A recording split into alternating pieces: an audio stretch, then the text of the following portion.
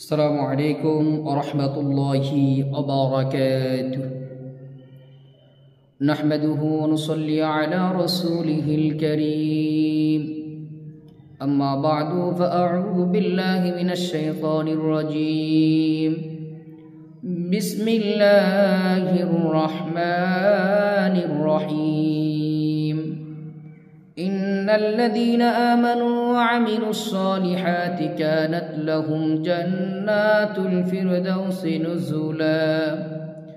صدق الله المولانا العظيم. সম্মানিত দিনী ভাই বোনেরা, আপনারা সকলেই কেমন আছেন? আশা করি আল্লাহ সুবহানাহু ওয়া তাআলার রহমতে সকলেই ভালো আছেন। আমিও আল্লাহ সুবহানাহু ওয়া তাআলার রহমতে খুবই ভালো আছি, আলহামদুলিল্লাহ। সম্মানিত দিনী ভাই বোনেরা, আজকে আপনাদের মাঝে একটি বিষয় নিয়ে আসলাম। বিষয়টি হইতেছে দুনিয়ার মহাব্বত দিল থেকে বের হওয়া। দুনিয়ার মহাব্বত হইতেছে আমরা যখনই কোরআনী আলোচনা শুনি, যখনই আমরা পরকারে আলোচনা শুনি, তখন আমাদের দিল নরম হয়ে যায়। আমরা নিয়ত করি আজ থেকে আর গুনাহ করব না, আজ থেকে ভালো হয়ে যাব। কিন্তু দেখা যায় যখন আলোচনা ময়দান থেকে চলে যাই তখন আবারও গুনাহ করি। এটার মূল কারণ হইতেছে দুনিয়ার মহাব্বত দিলের মধ্যে ঢুকে গেছে। দুনিয়ার মহাব্বত থাকার কারণে বহু আমল থেকে, আল্লাহ পাকের বহু হুকুম থেকে আমি আপনি দূরে সরে গেছি। এই জন্য নবী করিম সাল্লাল্লাহু আলাইহি সাল্লাম হাদিসের মধ্যে বলেন, হুব্বুদ দুনিয়া রাসিকুল্লি খতিয়া। দুনিয়ার মহাব্বত হইতেছে সমস্ত গুনাহের মূল। এই জন্য আমাদের উচিত দুনিয়ার মহাব্বত দিল থেকে বের করে দেওয়া। তাহলে দেখবেন দিলের মধ্যে আল্লাহ পাকের ভয় পয়দা হয়ে যাবে। দেখবেন দিলের মধ্যে গুনাহ করার চাহিদা কমে যাবে। দিলের মধ্যে বেশি থেকে বেশি নেক আমল করতে মনে চাইবে। তো এই জন্য আজকের একটি কোরআনী আমল আপনাদের মাঝে আলোচনা করব। যেই আলোচনাটি হইতেছে দিল থেকে দুনিয়ার মহাব্বত দূর করার জন্য কোরআনী আমল।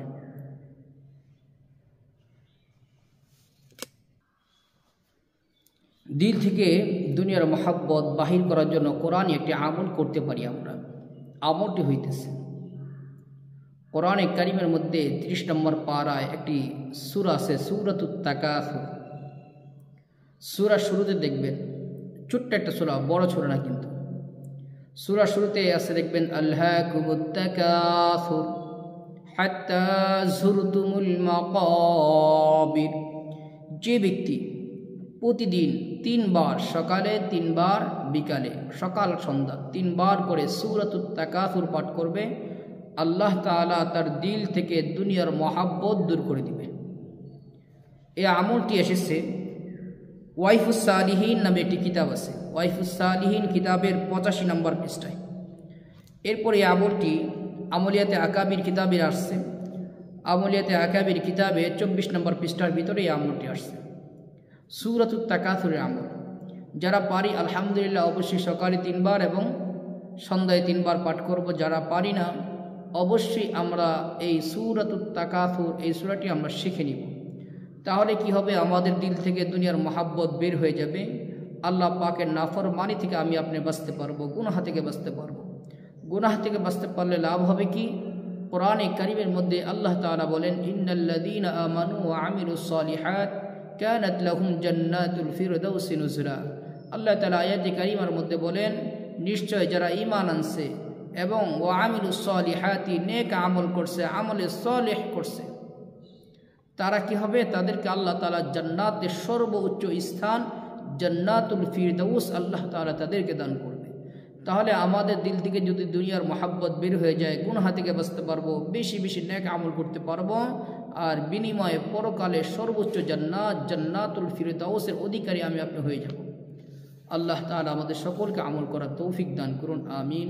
আসসালামু আলাইকুম ওয়া রাহমাতুল্লাহি ওয়া বারাকাতুহু।